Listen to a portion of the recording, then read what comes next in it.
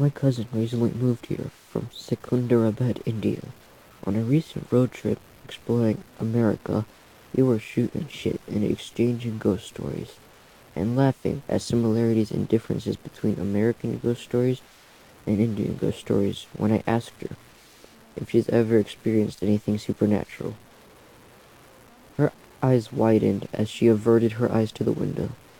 Just when the silence was about to be too much for me, she softly responded, "Yes, a few. One is troubling." When I was a second year in college, I stayed at an all-girl hostel and made many friends. We were all very happy to be in school, away from our conservative parents. The hostel was so much fun, but it was a very, very old building. The electricity was only put in the rooms. Sometimes candles were placed against the windows if a watchman was present. But normally once you left the rooms, you were faced with complete darkness. It's common to wake someone if you needed to walk down to the restroom at the end of the hall. We all had a childish fear of being alone in the dark. One night I had to use the restroom. It was about 4 a.m. I went to my friend's bed and tapped her on the arm.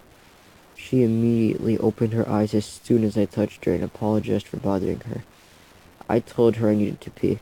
She smiled at me and hopped out of bed.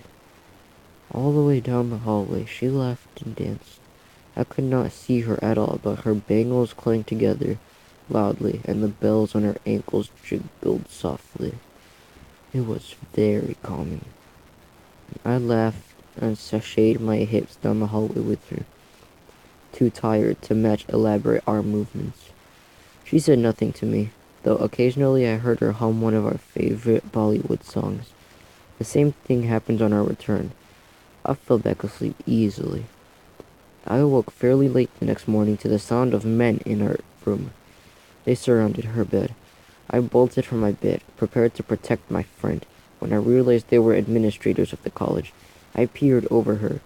My friend's lifeless eyes were fixated on my bed. The same smile on her face. Suicide. Her time of death was 11:30 p.m. Almost 5 hours before I woke her.